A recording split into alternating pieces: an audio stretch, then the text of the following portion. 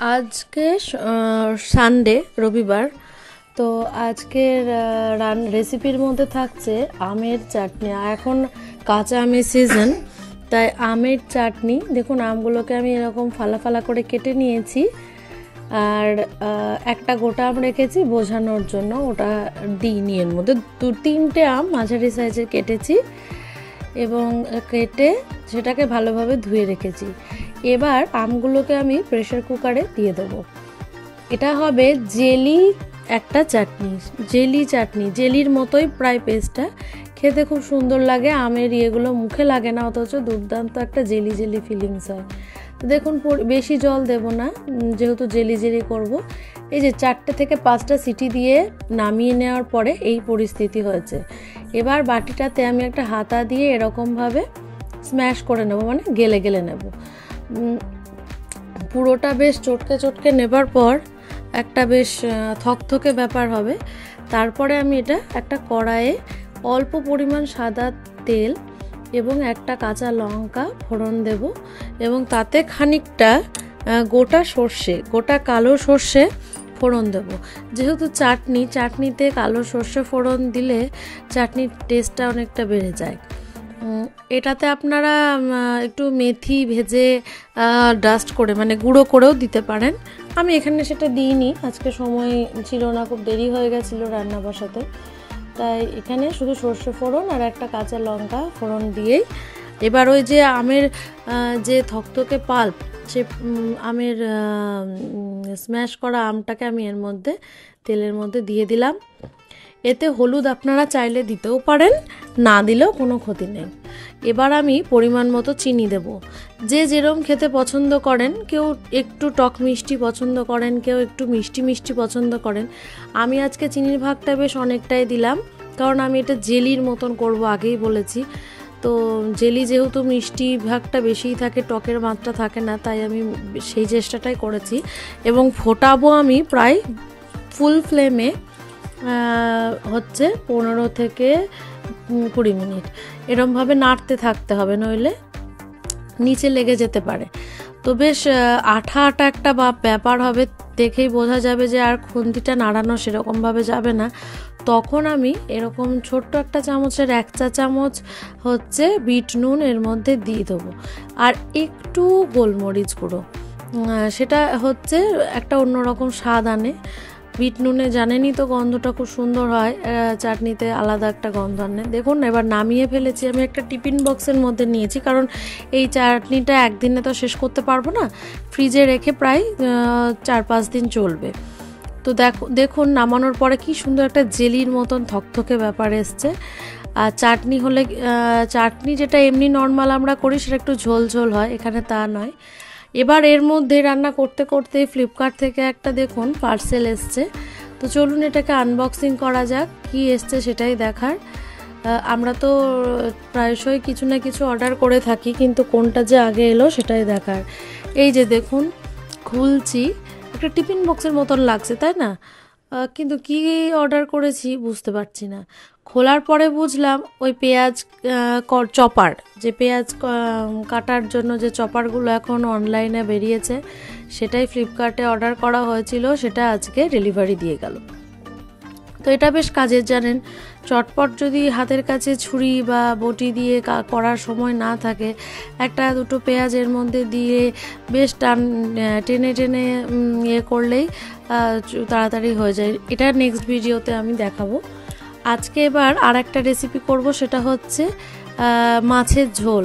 টা অর্ধেক টমেটো, 4-5টা কোয়া রসুন, একটা হচ্ছে কাঁচা লঙ্কা, অল্প পরিমাণ জিরে, অর্ধেক আদা আর একটু পেঁয়াজ দিয়েই আমি করব। এই যে পেস্টটা করে নিয়েছি মিক্সি, অর্ধেক মাথা, 2টো পেটি আর একটা গাদা, এই নিয়েই আজকে রান্না করব, কারণ আজকে কোজাগরি বাবার নেমন্তন্ন আছে। তো সেক্ষেত্রে আমি আর কোজাগরি, আমি এই মাছের খালি মাথাটাই খাই, তো আমি ওই অর্ধেক মাথাটা খাবো আর কোজাগরি খাবে এগুলো। তো এবার নুন হলুদ মাখিয়ে নিচ্ছি।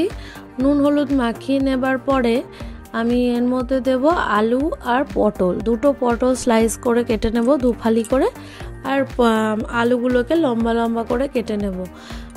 এবার কড়াইটা গ্যাসের মধ্যে বসিয়ে দিয়েছি, কড়াইটা তেতেও গেছে। এর মধ্যে পরিমাণ মতো সর্ষের তেল দিয়ে দেবো। খুব অল্প তেলে করার চেষ্টা করব, কারণ কোজাগরি খুব ছোট, তেল ঝাল মশলাটা যতটা পরিমাণ কম খাওয়া যায় ততই ভালো বাচ্চাদের। তো এবার আস্তে আস্তে আমি তেল গরম হয়ে গেছে, তেলের মধ্যে মাছগুলো ছাড়বো।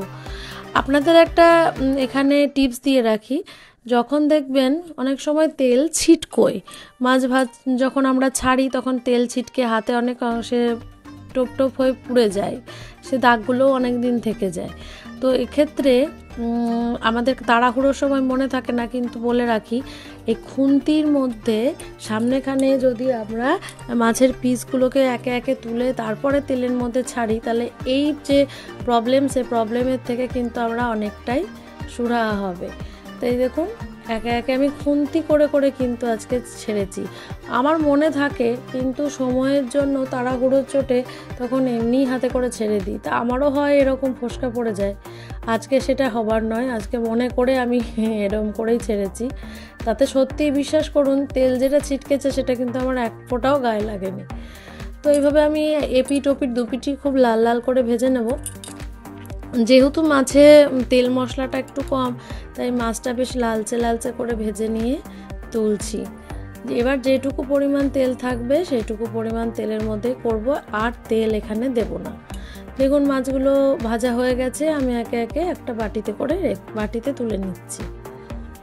পেটির মাছ বাচ্চাদের কাটা বেছে খাওয়াতে সুবিধে হয়, কোজাগরিকে দেব। মাছগুলো ভেজে নিয়ে আস্তে আস্তে তুলছি। মাথাটা একটু শেষে তুলছি, তার কারণ অন্যান্য মাছের পিসের থেকে মাথাটা ভাজতে একটু সময় লাগে, তো সেই জন্যই শেষে মাথাটা তুললাম। এবার এর মধ্যে একটুখানি পাঁচফোড়ন দেবো, বেশি নয়। পাঁচফোড়নটা লাল লাল হওয়ার অপেক্ষায়, বেশ লাল না ধরলে কিন্তু পাঁচফোড়নের যে স্বাদ সেটা মশলার মধ্যে বা ঝোলের মধ্যে পাবেন না। তাই লাল লাল হবে পাঁচফোড়নটা, সেই গন্ধটা ছুটবে ভাজা, তারপরে এর মধ্যে মশলা দিয়ে দেবো। মশলাটা দিয়ে দিয়েছি। এবার মশলাটা দিয়ে এর মধ্যে হলুদ আর পরিমাণ মতো চিনি, অল্প চিনি অল্প হলুদ, কারণ আজকে মাছের পরিমাণটা কম, তাই মশলাটাও কম। এবার নুন আর চিনি আর হলুদটা দিয়ে অনেকক্ষণ কষতে হবে, যাতে মশলার গন্ধটা কাঁচা না থাকে। এবার স্লো ফ্লেমে আপনারা ঢেকেও করতে পারেন, এবং যদি কেউ ফুল ফ্লেমে মশলা কষান তাকে খুব পরিমাণে হাত নাড়তে হবে। এবার যে পটলগুলো আমি কেটে রেখেছিলাম সেটা এই মশলার মধ্যে দিয়ে দেবো। মশলাটা কিন্তু তেল ছেড়ে গেছে আমার, দেখুন হয়ে গেছে। আমি অন্যদিন পটলটাকে ভেজে দিই, আলুটা ভাজি না, পটলটা ভাজলে একটা আলাদা স্বাদ হয়, কিন্তু আজকে আর খেয়াল ছিল না, আগেই করেছি, তাই জন্য পরে দিয়েছি। পরে দিলেও মন্দ লাগে না। তো এই যে আলু আর পটলটাকে মশলার সাথে একটু নেড়ে নিয়ে পরিমাণ মতন জল দেব। আজকে খুব একটা ঝোল করব না, একটু গামাখা করব, কিন্তু এই জলটা পুরোটাই দিচ্ছি তার একটাই কারণ, আলুগুলোকে সেদ্ধ করার জন্য। আলুতে সবসময় বলি আমি যে আলুতে অনেকটাই জল টানে, সেই জন্য জলের পরিমাণটা প্রথম দিকে অনেকটাই দিতে হয়। এবার এটা যখন নামাবো তখন দেখবেন গামাখা হয়ে গেছে, এবং এরপরে এর মধ্যে দেব ফুটে উঠলে নুন দিয়ে এবার ঢাকা দিয়ে দেবো। ঢাকা দিয়ে আমি 15 মিনিট পরে এসে এটা খুলছি যে সেদ্ধ হয়েছে কিনা।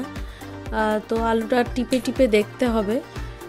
পটল তো সেদ্ধ হয়ে যাবে, কিন্তু আলুটা সেদ্ধ হওয়াটাই ম্যাটার এখানে।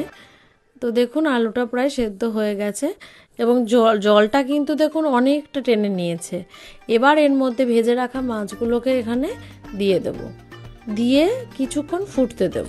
মাছের যে নির্যাস সেটা ঝোলের মধ্যে বেরোবে। তো এই আমার মাছের রেসিপি রেডি। আজকের ভিডিও এখানেই শেষ করছি। পরবর্তী ভিডিওতে আবার দেখা হবে নতুন কোনো রেসিপি নিয়ে, নতুন কোনো গল্প আড্ডা নিয়ে। তো আমার ভিডিও ভালো লাগলে লাইক, কমেন্ট, সাবস্ক্রাইব এবং শেয়ার অবশ্যই করে দেবেন।